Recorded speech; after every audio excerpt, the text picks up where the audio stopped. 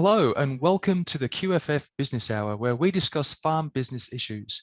You can join us on the last Wednesday of each month at 4 p.m.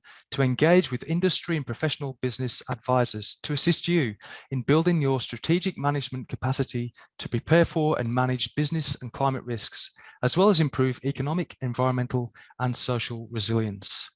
I wish to begin today's episode by acknowledging the traditional custodians of land, seas and waters throughout Australia and pay respects to elders past, present and future. This session is made possible through the Future Drought Fund Farm Business Resilience Program, a jointly funded program by the Australian Government and the Queensland Drought and Climate Adaptation Program. In this episode of the QFF Farm Business Hour, we will discuss challenges faced by rural women in building their financial resilience and security, as well as learning about a new e-resource, Walking the Wire. This sets out to assist rural women manage their financial preparedness and security. I'd now like to welcome today's panelists. First, we have Jo Shepherd, CEO of the Queensland Farmers Federation. Angela Williams, co-author of Walking the Wire and Growcom's new head of engagement and advocacy. Kylie Wilson, partner with Holding Redlich, and Susan Bryant, CEO, financial advisor, Seeds of Advice, Financial Planning. Welcome to you all. Historically, the role of women in Australian agriculture has been under the radar, leading to their roles in farming often being described as invisible in providing support, advice, labour and off-farm income, while seldom being recognised as a fundamental and legitimate part of the sector's success story.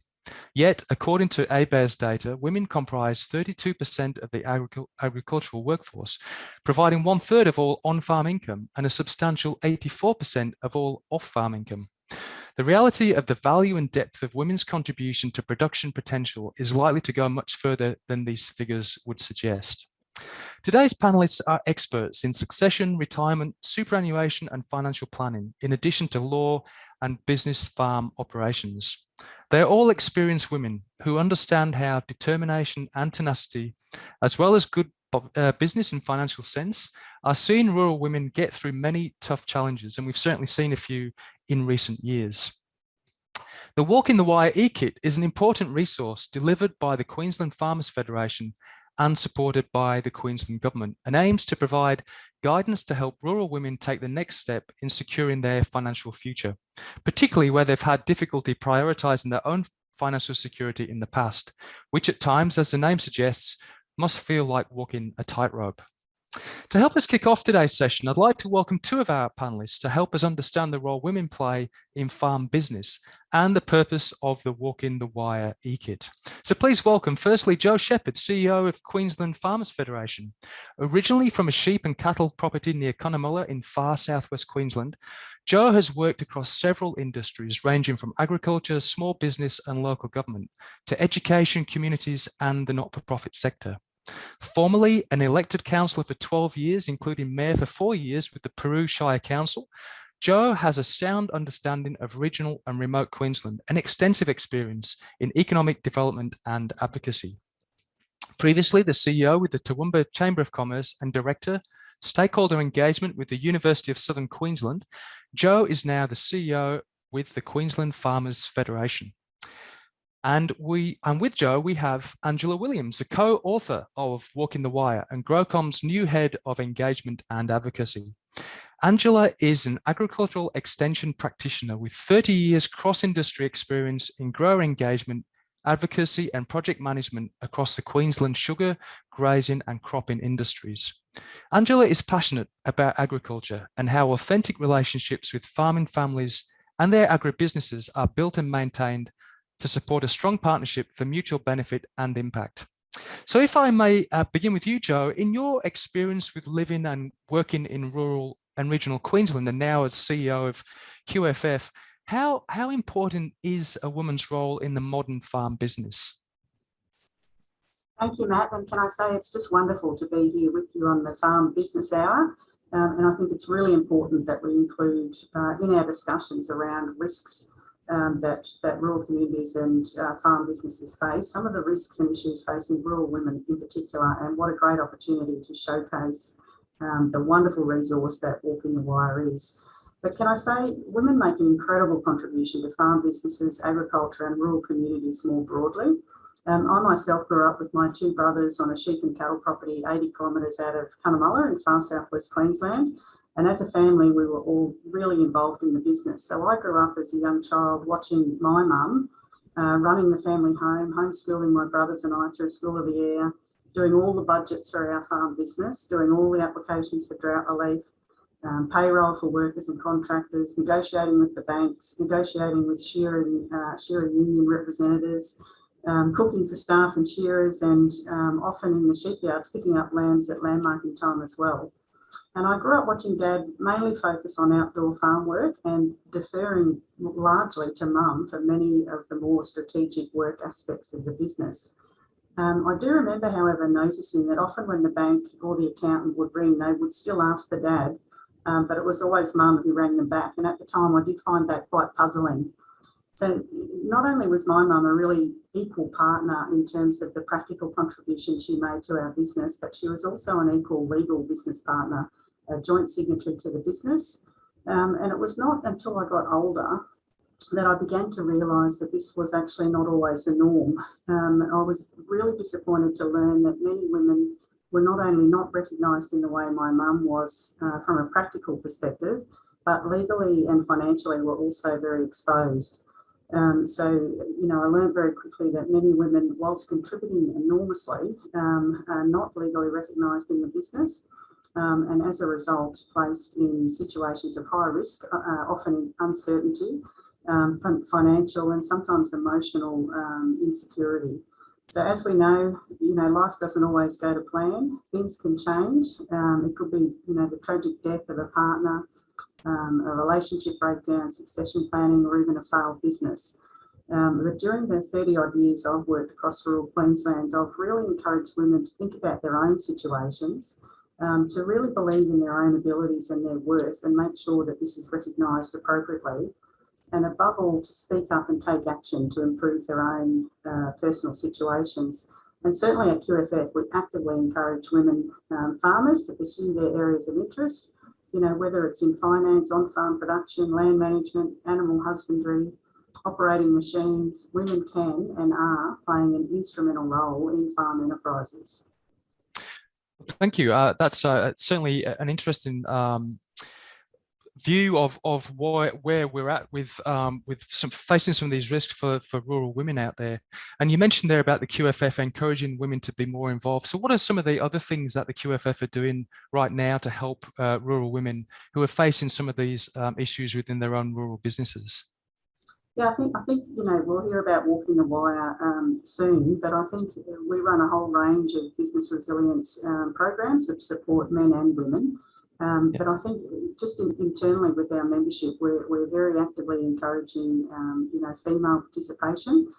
So it's interesting to note when you're around the place and on various panels. I was at one in North Queensland recently where the husband was actually the person on the panel, and the female partner, the wife, was in the audience down the back, and the husband on the panel kept deferring to her to answer some of the questions that were coming from the audience. So, QFF's taking a very active role in terms of encouraging equal participation and, presenting opportunities, and I guess encouraging women to actually take that step forward, to not always, tend to defer opportunities to, often their partner or their children or someone else in the business, to actually think about what their skills are and where they want to be and actually put themselves forward. Thank you. And Angela, the QFF, with the support of the Queensland government, has released the Walking the Wire e-kit. What are rural women telling us about the things that impact their financial security in terms of what is available, through that kit? What are some of the things that are really hitting home at the moment?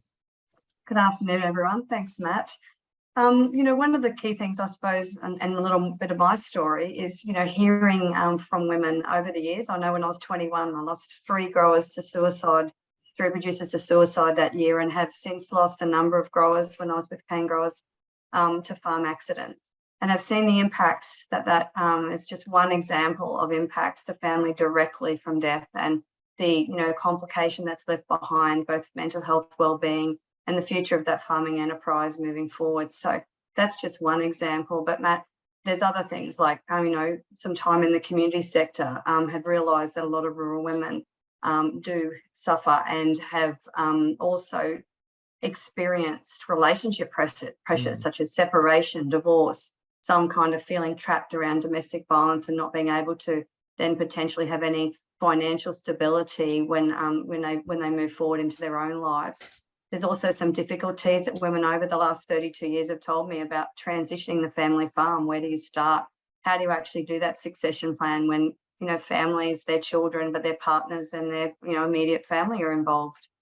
Communication difficulties is another, one of their impacts, communication within the family and agribusiness.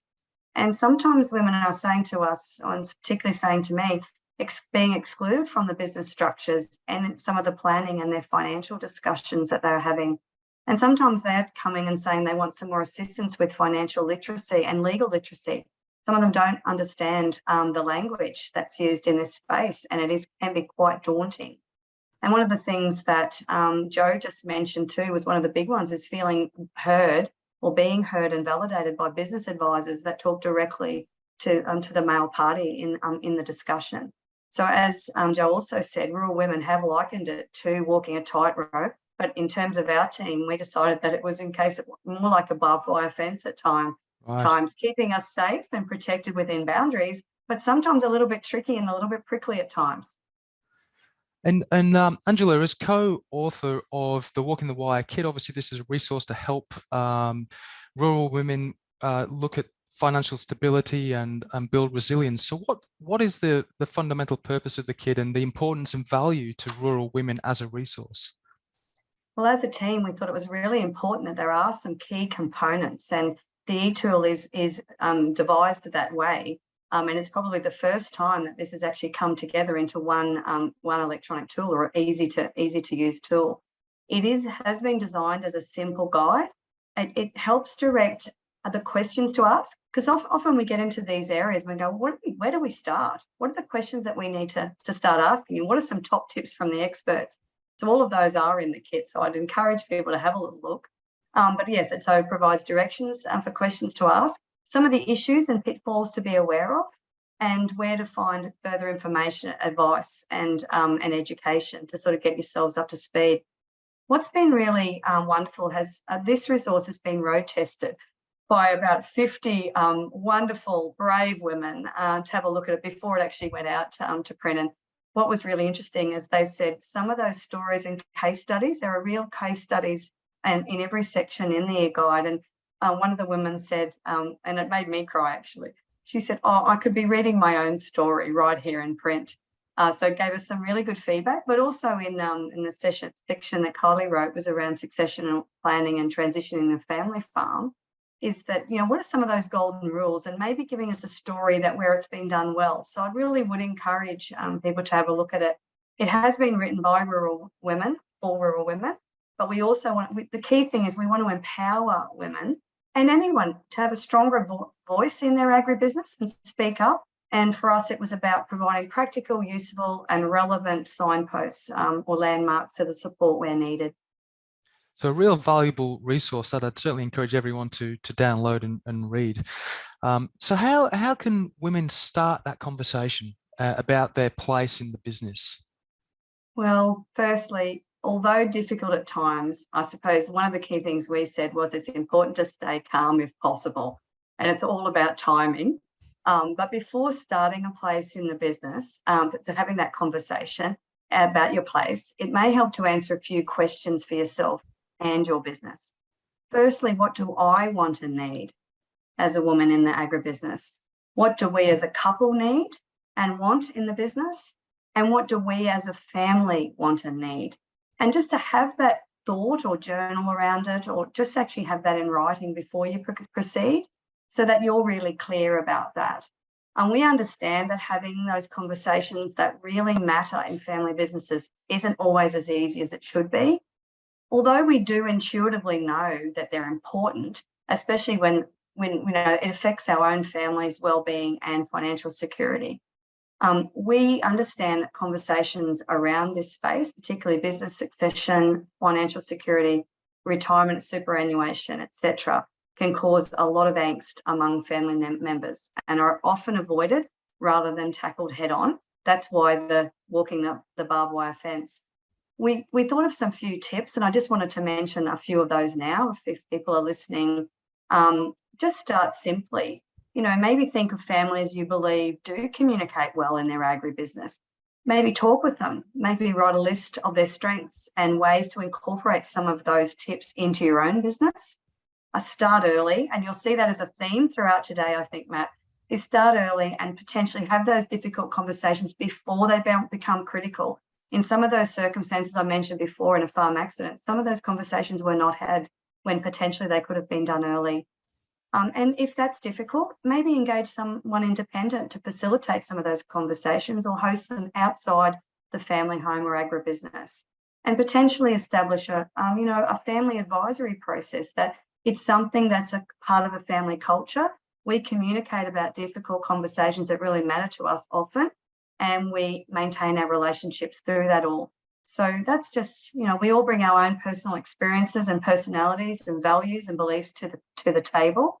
But understanding that in our strengths will really add a lot of robustness and diversity in our decision making and our future as a farm family unit. I think the key there is to start the conversation, and those conversations are obviously going to be difficult at times, and they might be lengthy, and there might just not be one conversation, but to make that start, I think is what you're saying is really important. So the Walking the Wire e-kit, the link is now in the chat box, and I'd encourage everyone to jump on and download this wonderful resource, and it becomes your catalyst for changes that need to be made within your own agribusiness.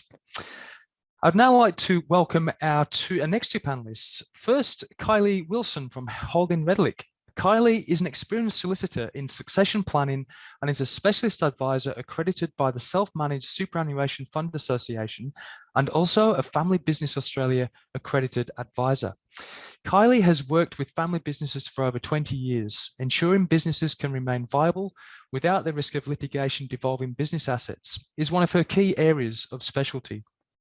Kylie works closely with advisors to prepare compliance solutions for a range of individual clients with often complex structures, as well as rural and business clients and families with diverse dynamics. She has also represented industry groups and agricultural companies in arbitrations and contract and property disputes. And please welcome Susan Bryant, CEO, Financial Advisor, Seeds of Advice, Financial Planning. Susan is an experienced financial planner, establishing her own firm, Seeds of Advice, in 2011. And she has over 30 years experience in the financial planning profession, working with hundreds of farming families, as well as working in private wealth management with industry-leading private wealth firms. Susan has co-authored several books on leadership and retirement planning and has served on the boards of the Queensland Rural, Regional and Remote Women's Network and Zonta International in Toowoomba and Warwick. So welcome to you both. Rural enterprises are no longer the types of business that rely solely on just working hard. Owning and managing an agribusiness is complex, with many considerations to remain viable, sustainable, competitive, and meet the demands of increasing regulation. So if I can begin with you, Kylie, is the family business the same as the business of the family? Thanks, Matthew. And that's an interesting question, which I'll give a typically obscure legal answer to, which is not exactly. So whilst the business is crucial to the family and the family is integral to the business, one of the issues we often see that can face family business is the business not always being treated as a business separate from the business of family. So to give an example of the type of thing that happens, and Angela's talked about communication, and I will talk about that a fair bit because it's one of the main areas we see disputes arise in where communication doesn't happen early enough or well enough. So for example, when we're talking about business discussions being separate, we'll often see family meetings about the business conducted around the kitchen table at the farm to discuss business issues. And that often then won't involve the women of the household because they're off either making sure people are fed, making sure people have cups of tea, looking after children or grandchildren, etc. There's disruption. There can often be disruption when it's at the household. So it's important when you're talking about business discussions to think about having those discussions in a separate independent place where it can be quite independent, there aren't interruptions, and people can actually focus on important business discussions as a business, and every stakeholder is appropriately involved. And I'm sure as far as those type of discussions and focusing on things that are important are concerned, I know, Susan, you face that sort of situation when you're meeting clients to discuss planning their long-term financial future, where women need to think about their own wishes and put those at the forefront and focus. That'd be right, Susan, wouldn't it? Oh, completely. And it's something I insist on, seeing families away from the kitchen table and dedicating some time, space and energy to these conversations because they're too important. I completely agree with you, Kylie. Very much so. And therefore, how important is it for women to be part of the discussions relating to farm business succession, financial security, and indeed, the future of the agribusiness? Look, it's crucial for so many reasons, not least of which is to minimise the risk of later dispute. I think lack of involvement in business, and which leads to that miscommunication problem. As I said, I don't think people often realise how that can impact long term. And we often see disputes arise in circumstances where women feel financially insecure and aren't included in business discussions. So, for example, I've had an older couple where mum didn't feel that her concerns about what the couple, being mum and dad, needed in retirement were actually being listened to. And it got so severe that after 30 plus years of marriage, she got to the point of considering divorce because dad was insisting on transferring the property to the next generation without that income in retirement being advised upon or protected, and particularly in circumstances where there were health issues involved and no certainty around how those were going to be paid for. And I've also seen in the younger generation divorces occur in completely avoidable circumstances because the wife became so concerned about her own children's financial future in circumstances where she and her husband had no assets and no real financial security. So ensuring that women's very legitimate concerns about financial security are listened to, acknowledged and treated with the respect they deserve are essential in planning the long-term future of both the business and the family. So how can women plan for and safeguard their own financial security during the difficult stages of farm business planning and succession planning? Well, as Angela mentioned before, and it'll be a recurring theme, but the earlier you start, the easier it is. And that's starting from a planning perspective about the business. I mean, most businesses in Australia have to long-term plan if they want to survive. Sometimes in family business, that doesn't really happen in a sort of a business type approach that would assist the business long-term. So we like to talk about the 2 golden rules of planning for the transition of the family business. The first being that the parents can be comfortable in retirement without relying on the farm, if possible. And the second being that once the cost of those retirement needs are assessed, plus the debt, if any, plus capital gains tax, if any, that the second generation actually has a viable business moving forward when they're the ones taking on the business risk. So whilst that as a principle might sound simple, actually getting to that point can be anything but. So there are a few things to consider. Firstly, as we've all said, plan early. It's very, very hard to build retirement capital to be able to retire and pass on the farm if you're in your 70s. So the earlier you go to a financial advisor like Susan and get advice about what you need in retirement, the easier it is to transition the business down the track. What we've said before about communication being absolutely crucial, which you'll see as a recurring theme in the Walking the Wire e-kit. And if you don't feel you're being heard by a family or an advisor, get help with that. So as Angela mentioned, try and get the family to have a meeting facilitated by an independent facilitator to progress communication if that's necessary. If it's the advisor and it's the woman of the household who doesn't feel that she's being listened to, try and get some independent advice. Make sure anything that is progressed and discussed and agreed in the long-term plan is well documented so that everyone can recall 10 years down the track exactly what was discussed and agreed to and why. Because transitioning a rural enterprise is rarely a short-term process. Business evolves over time, so the planning for the long-term future of the business needs to evolve too. And documentation helps to ensure that the evolution doesn't get stuck in the mud because of miscommunication at an earlier stage in the process. So advisors will work together to make sure there. And it's also important, particularly when we're talking about rural business, that there's some education and understanding about the fact that fair does not always mean equal. So many farms can't support more than one family. Therefore, as one generation moves out, it's unlikely to be fair to ask the next generation to take over a business to support their siblings as well as their own family. And that needs to be discussed, which leads to the need for discussions about the longer term planning of the business to start early and happen often.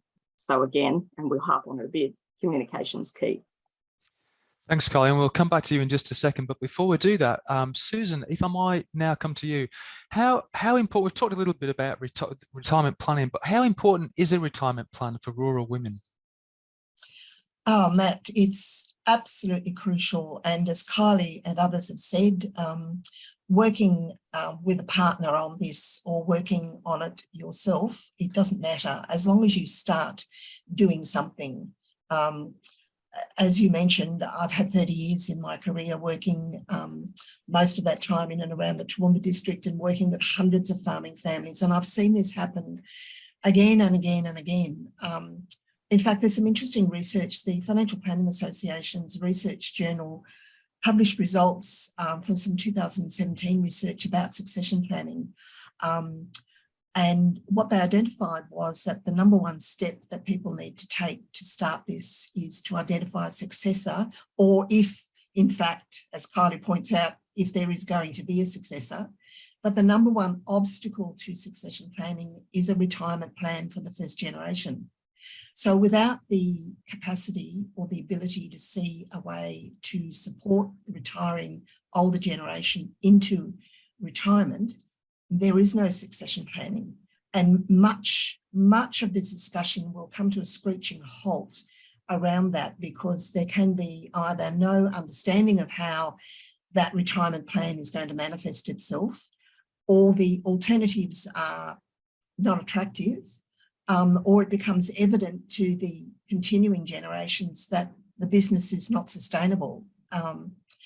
And so, again, having these conversations early, it's absolutely vital. And if there are women listening who are throwing up their hands in exasperation and saying, we're trying, then I would urge you to not give up and seek support from people who can give you advice. You know, I think we're going to put up some numbers for the Queensland Women's Legal Service, which runs a great free phone service. And you know, there are financial planning firms like mine, there are law firms like Kylie's, there are grower organisations which have support. But if you've got some planning in place, then what you're doing is you're at least working through some of the outcomes and objectives that you're wanting to achieve. And a large part of the work I do with farmers who are looking, or farming families who are looking to plan retirement, is to actually put some numbers around that stuff. Like I know that can be scary for people to think about. I can't tell you the number of people who've said, I have no idea what I need to retire on. And people who have spent their lives living and working, especially in remote areas, that can't tell you what an electricity bill might be in town. I'll give you a hint, it's not going to be $20,000 a year, although it might be. So those are the sorts of things that a good financial planner can help you put some numbers around and give you some quantities and some things to aim for. And so that will absolutely get you started on the path. It's a significant number of farming families still see retirement as a negative, but you know, the thought of not working on the farm is just too horrible to contemplate. But you can craft a worthwhile and productive life beyond retirement and take advantage of great retirement planning, having started early. And there's major advantages to farming families to do that. But it also is an advantage in that it communicates to your community as a positive example that it can be done. You know, I have lots of people come to me and say, look, we thought this would be really tricky, but, you know, we saw our neighbours and they're still talking to each other and the kids are all coming home for Christmas, you know, so it can work. So, you know, those are not advantages that you should overlook. You know, and there's heaps and heaps of valuable farming resources, including this wonderful, wonderful resource that we're talking about today. So, you know, and what's at stake is keeping hold of farming families as farming families and not letting our farming land become owned by big corporates or big super funds. You know, there's a lot at stake. And I was going to actually ask about some of those risks of sort of not planning properly. So what happens when you don't have a plan? What are some of the risks that some of these agribusinesses and individuals face if they don't even start with a plan? Look, the most common one I see is often I'll get a phone call or contact because there's a crisis, and something's happened, and all of a sudden the family needs to do some planning and they haven't done it before. And the worst thing is that they're in the wrong headspace to be having those conversations because they're in the middle of a crisis. So again, I would say even the most rudimentary of planning conversations will be helpful, even the most rudimentary, even to talk about what if, you know, the 4 big risks that we identify, and I think Kylie would concur, what I refer to as the 4 Ds: death, divorce, disability, and increasingly dementia. And those things can really, you know, they're not in your calendar when they happen. Yeah. They're just all of a sudden there they are. And so those are the risks that you, and in fact, the reality of it is, and one of the things that I love about the work I do is that there are options for mitigating every single one of those risks. There are options for mitigating every single one of those risks. There are things you can do, whether it's structuring, whether it's insurance, whether it's buy-sell agreements, whether it's off-farm investing. There are ways that you can mitigate against every single one of those 4 Ds so that when they happen, and every single one of them, eventually one of them will be on your doorstep and it's not in the calendar, you know, so it's unexpected, but every single one of them can be mitigated. And so sometimes that's a great way to start. Just think about what the risks are and have a chat to somebody, whether it's your lawyer or your financial planner, about what you can do to mitigate those 4 Ds: the death, the disability, the divorce, and the dementia. And there are things you can do to manage those, you know, have a sound plan of protection in place, both personally and for business and asset protection. Absolutely vital. The key is to start that plan. Yep. So how important is financial literacy, particularly from a woman's perspective, in future planning and goal setting? Look, understanding and even more, I think, confidence about money is the key to really good decision making, always. And so working with a good source of advice will help you get understanding. And I think a few of us have already mentioned, you know, there's a plethora of places you can go to either get written or online information. I mean, this resource that we're talking about, for a start, you can speak to your local professional providers, like your local solicitors, accountants, and financial planners. You can, if you mentioned it at the intro, Matt, something like 85% of farm income is earned by women. So in very, very many cases, those women will have superannuation because of their work. So they'll be in HESTA or they'll be in one of the other industry super funds.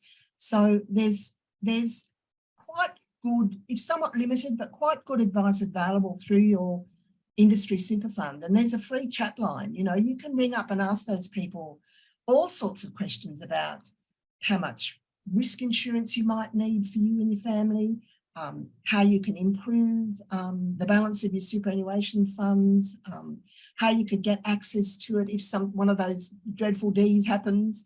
There's all sorts of things that you can do to get quality advice. You know, if you're struggling with understanding what's happening in the business, if you are a woman who has not been included either legally or practically in the conversations around the business, then my suggestion always is when those conversations come up, you can say, can I have some time to think about this? And that will buy you a little bit of time to go away and get yourself some support. Never ever sign anything that you don't understand. Can I have some time to think about this? Because you're going to be asked to sign documents given to you by a professional. And I can assure you, I have very, very strict regulations around that kind of behaviour. I know Kylie will, and I know accountants do. So if you utter those words in the presence of a professional, you should be granted some time to have a think about it. Just buy yourself some time. You know, if you are concerned that you're not understanding paperwork that you're seeing or things that are being discussed, you know, one of the little tricks, I suppose, I've learned over the years is make friends with the girls in the accounting office and ask them for coffee and just say, listen, you know, with all the new changes and stuff changing all the time, regulations, could we have a regular coffee and talk about some of this stuff that's happening so I've got a better handle on it? That's sound advice there, Susan, and thank you for sharing your experiences, because obviously there's, you know, you've got over 30 years experience in the industry, and I'm sure you've got many stories of where you know, planning has led to successful outcomes, but equally stories that have led to things that could go wrong because the right things haven't been put in place. Because so many rural businesses are family businesses, sometimes the need to treat the business as a business is lost in the emotion that can arise between family members. So it's important to consider that emotional disputes risk the financial future of everyone involved in the family business. So I'd now like to return to you, Kylie. Can you let us know what are some of the legal issues that rural women should consider about obtaining professional advice? And we've heard a little bit about that, professional financial advice, professional advice on to ensure that their financial security is protected. Yeah, Susan's touched on it a bit, and certainly we see a number of situations where women in particular are very often prioritising the business and the family over themselves as individuals. So there are a few areas where we see that arise as a problem, particularly around the signing of documentation. One of those is bank guarantees. So we frequently will see the wife in the household having signed a bank guarantee to support an entity or a structure and some borrowing in a structure that she actually knows absolutely nothing about. To be fair, sometimes the man in the household knows nothing about it either. But the reality is actually understanding what you're signing in circumstances where your financial security might be being put at risk. If you don't feel, as Susan said, if you don't feel you're getting appropriate advice around that documentation that you're being asked to sign, or you don't feel you're being listened to, whether that's by the bank, whether that's by your family, whether that's by the advisor in question, make sure you take a breath and get some independent advice. And some of the other areas from a legal perspective, there are a few, and they're well covered in the e-kit at a high level.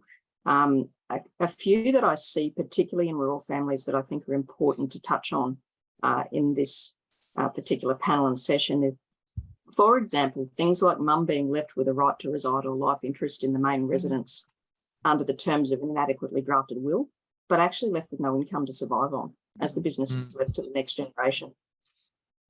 So I have had, I don't know how many situations where someone's come to us for advice afterwards because mum's got a right to live in the house, but how's she going to pay for the groceries? And none of that's been documented, and none of that's been advised on. And then you end up in a situation where the child, that if it's one child who got the business, happens to say, no, the business is not viable enough to support her. And then the children who might be off farm are saying, well, hang on, you got that asset and you're saying we have to, and that's where you start to see the siblings coming to loggerheads again from a lack of really appropriate long-term planning, both from a financial perspective and a legal perspective. Then we have sort of issues in the next generation where you can see resistance by the older generation in providing financial security over fears of divorce in the next generation, when the reality is that actually not providing that financial security is likely to lead to the very thing you're afraid of. Because if that next generation feels like their own children have no financial security as everyone gets older, there's going to be some problems with that down the track. So also then, as Susan touched on, this lack of planning around death or incapacity. We are seeing a monumental rise in disputes in the capacity space, and most of this revolves around inadequately drafted enduring powers of attorney. Enduring powers of attorney just aren't anymore, particularly where there's business or structures involved. They are not print off the website and sign on the dotted line documents anymore. They really never have been, but certainly the way the law's evolved over the last 10 years and where we're seeing those disputes head, medical science has really helped us live longer from the perspective of our physical body, struggling to keep up with the mental side of things in our brain. So with that rise in dementia and capacity issues, we're seeing an increase in disputes, but there are ways to minimise that by actually documenting that properly as far as what's going to happen in those circumstances. Because if you delay or you don't deal with that, the prospect of dispute just becomes that much higher. For women in particular, as Susan mentioned, understanding where your superannuation sits, so it's an issue for women across Australia, frankly, but the statistics are worse in rural Australia. And knowing and getting some advice around what opportunities you have, even if you're getting some resistance about communicating for long-term retirement, how you can actually work on that and build up that yourself and get appropriate advice around that. And then also be really aware of the red flags. So from a dispute perspective in particular, if arguments, even if they seem minor, occur about the same issues over a number of years without resolution, the possibility of entrenched behaviours become very likely. So it's amazing how you can see something that might have seemed like a minor issue, but that issue's not been resolved for 20 years. Suddenly that's a major issue because the communication never happened and people have become a bit stuck in the mud. So getting that independent help around communication from whether it's a rural council or a facilitator, some way to identify, particularly if you're the heart of the house and you know that they don't just let it sit and not go away, because the prospect of that being a minor issue to start with and becoming a major issue later, very, very hard to get people to compromise and reach a resolution when they're acting on emotion. And entrenched issues lead to emotional responses. So communicating, identifying that there might be an issue that needs to be talked through, even if you need independent help with that, the earlier that's done, the easier, without question, it is to resolve. Thank you, Kylie, for that advice. It's certainly all very important and all part of the mix when we're looking at these very important issues. So, Joe, if I can come back to you with a final question regarding the e-kit, from a practical point of view, how might you use this wonderful resource in an agribusiness? I think, Matt, it's just been so valuable today to hear the thoughts of the women on the panel and them sharing their expertise. I think Susan's, when the 4Ds do happen, it's not in the calendar, will really resonate with people. The creation of Walking the Wire really has been a labour of love. The many women who have come together to address what's been an issue across the ag and the rural sector forever throughout history has been absolutely incredible. I think the resource is very practical in terms of its use, so it can be used literally around the kitchen table within a family business. There's lots of links, so I think it's a really practical tool, but it takes what can be a very difficult conversation and really addresses it head on. So it's a resource that can be shared.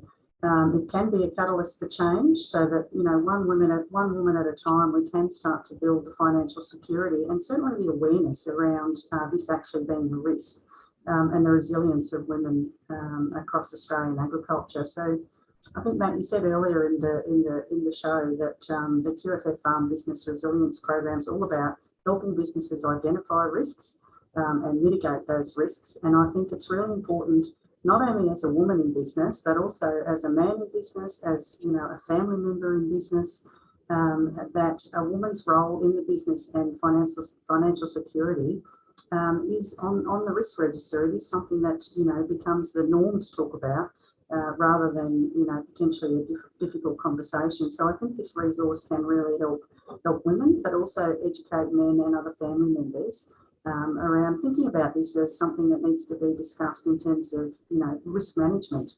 I also think we need to start thinking that the most important thing in a farm business, in any business, is you. It is the people. It absolutely is the people in the business, and conversely, the biggest risk in a business can be you. If you're not managing the people aspect adequately. So I just commend Walking the Wire as a really great resource that can be used by family businesses in a really practical way. And I think we've talked a lot about starting early, not waiting. Certainly in other areas of risk mitigation in business, we're seeing preparedness really start to come to the forefront of thinking. We're seeing businesses at the moment thinking about drought preparedness when we're going through a very wet season. So it's the same concept. We don't have to wait to start addressing this as a risk. And I think Walking the Wire is a wonderful catalyst that can start the discussion, but also provide some practical support and guidance for people as they work their way through it. So important to make that start, isn't it? And hopefully this does become a catalyst for many people. We do have a couple of questions in the chat room. And I've got a question here. Do you think it's valuable to have bank accounts and assets that aren't linked to the business in case of needing to exit the family unit quickly? So maybe Susan or Kylie or anyone. Absolutely, I do. Absolutely. And for many, many, many years, in all my dealings with women, whether they've been in Cunnamulla or Sydney, I've always said, you need to have a Paris account. You don't need to actually go to Paris, but you need to have an account with your money in it that you can access at any time. If you are truly feeling at risk, you can approach your bank about hiding your address.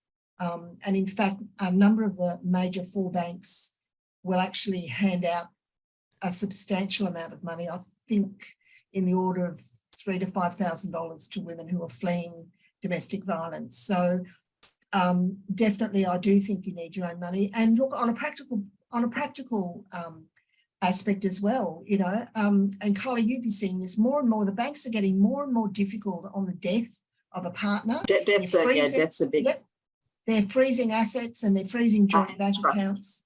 Yep, it's a real issue. I think a lot of people still don't realise that. It's always been the case, but still don't realise that. If you have transactional bank accounts, so that is common in business, lines of credit, anything else that's used by the bank, it is not your bank advisor that is dealing with it if there is a sudden death in the family. It is the estate section, probably in Sydney and Melbourne, who do not know you from a bar of soap. And I have seen women left in situations where they did not have a penny because they could not access the bank accounts. Yeah. So sometimes that's in circumstances where everything was in, one was actually a high profile accountant that I had a case with where his wife, he had a stroke and suddenly she had 3 little kids and not a penny to her name because he didn't have an enduring power of attorney. And similarly, in respect of what happens in the estate, it is very important to have a bank account that has enough for you to survive on for at least 6 months to enable the process of the estate administration to happen. Because if you can't survive on that, you find out that all your accounts are transactional and they've been frozen by the bank. It's really difficult to deal with it at that point. So it's an important consideration. And then also with structures. So understanding what the structure of your business is. Is it a partnership? Is it a trust? Is it a company? What's sitting in the financials of those structures? That impacts all of those financial issues. Who actually controls it? Because who controls a discretionary trust is the appointer named in the trustee, not the trustee of the trust. And I see so many clients who don't understand that that named person is the person who actually controls. So at the end of the day, really understanding those structures, what happens if there's an unexpected event, whether that's any one of the 4 Ds, what actually happens then? Looking at your documentation, looking at your structures, knowing what needs to be put in place. Is what you have actually enough? Do you actually have it at all? So it's just so important. Some very sound advice there. And again, to get prepared early for every eventuality and to make sure that those things are in place. Second question in the chat, and I'll just throw this open to probably to Angela, actually. Do you see instances where women have a feeling of shame in the local community if the farm business fails? Oh yes, definitely, in both respects. So if there's been a loss of a partner, for example, to a farm accident, as well as if the business fails, there's equally amount of issues around how do I do this by myself. We've got really wonderful examples where the community have also wrapped around families as well. So both your local community will be both a support network and assistance, even getting to the point of harvesting crops, etc., that their neighbours have assisted them with. So there's local supports that are around them and wrap around them. But in relation to when the businesses have potentially failed in the community, a lot of sense of loss and and grief around what they have lost, and also their standing in the community. There's impacts to mental health, etc. One of the things that I really wanted listeners to understand, that there are a lot of referrals in your local community that you may not know. So it's really important to maybe contact your neighbourhood centre or your social worker at the hospital in small communities. Normally, social workers have really great understanding of all of the networks and support services, and also the peak bodies that work, and support the industry organisations have referrals there too. So a lot of times it's a very vulnerable time. So it's about that, taking a cake and actually having that conversation and having that cup of tea, or supporting if it's the male, potentially if the female has died, or if there's been issues around that, it equally is the same. And we know that our rural men are also at high risk of mental health issues, and potentially the importance of seeing doctors and getting supports, because we know that the rates of suicide in our rural men is very high. So that's something that our local community can also be a very source of strength and referrals. So I'd really encourage those listeners to go and seek help. Thank you. And now we'll do a bit of a wrap up, starting with you, Jo. Your a top tip from each of you. What would your top tip be in terms of building financial resilience and security? Hard to have just one, Matt, but I think definitely take the time to think about where you want to be in your business and where you want to be in your future. Invest in yourself. Step forward, develop your own personal network, your own skills in whatever your area of interest is. Don't be afraid to speak up. Ask for help, but keep asking for help until you find that support service that actually feels right to you. And my final tip would be, we've talked a lot about starting early, but I think the key message is start. Don't ever feel like it's too late to start. Start early or start now. Indeed. And Kylie, what would your top tip be? Could I answer that one while Kylie? Oh yeah. Okay, great. Yes, my key one was communicate. But the two key things there were, one, identify your pattern or gridlock, the same pattern that happens to be discussed over and over and over that we can't unblock. So identify your gridlock issue, and that way you've named it to tame it. And also identify your strengths in communication as a family unit, but also potentially your risks about the communication. So, because communication has also its risks as well as strengths. Absolutely. And Kylie? Read the EKIP. Absolutely, because there are some really good resources in there and it's a good summary. But if you do feel that you are at risk from any perspective, don't hesitate to get some independent advice, because we often see things that have percolated over a long period of time, because there might be advice that's being received where not everyone's representing everyone's interests appropriately. So if you're concerned that your financial security is at risk and you're not being listened to by the family, get your own independent financial advice, get your own independent legal advice, get an understanding of what's sitting in the structures. Actually take some steps, don't let it percolate. Excellent. And finally to you, Susan. I agree with Angela. Yesterday was the best time to start, and today is the second best time to start. So just start. Talk often about what the outcomes are that you want to be heading towards. Try and get that as clear as possible in your own mind and talk about it often. And the other key thing here, I think, is educate yourself. It is your responsibility to educate yourself, and there are pathways available. And sometimes it will be more difficult for others than for some, but there are pathways available. There are There are resources you can reach out to. You could, start with your grower organisations, start with your local communities, but it is up to you to educate yourself and to put yourself in a position where you are equipped to make good decisions for yourself. Thank you, Susan. In fact, thank you to all our panelists this afternoon. To Joe Shepherd, the CEO of the Queensland Farmers Federation, Angela Williams, co-author of Walking the Wire and Growcom's new head of engagement and advocacy, Kylie Wilson, partner at Holding Redlich, and Susan Bryant, CEO, financial advisor, Seeds of Advice, Financial Planning.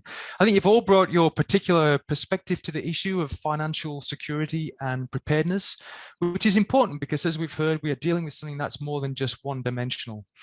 So in this session, we've heard a number of stories of resilience in the ever-changing agribusiness environment. We've also heard stories of where the vision and determination of farming women has led to new opportunities and diversified industry offerings, directly contributing to growth and recognition.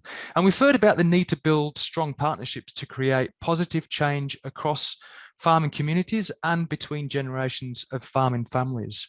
And to assist in achieving these success stories, we've learned about the wonderful Walking the Wire resource kit, which helps in raising awareness and providing this catalyst for positive change to identify the questions that need to be asked, the assistance, services and resources needed, and the considerations that every woman and family business in the agricultural sector should think about. In summary, plan early, communicate clearly, and seek professional help where it's needed.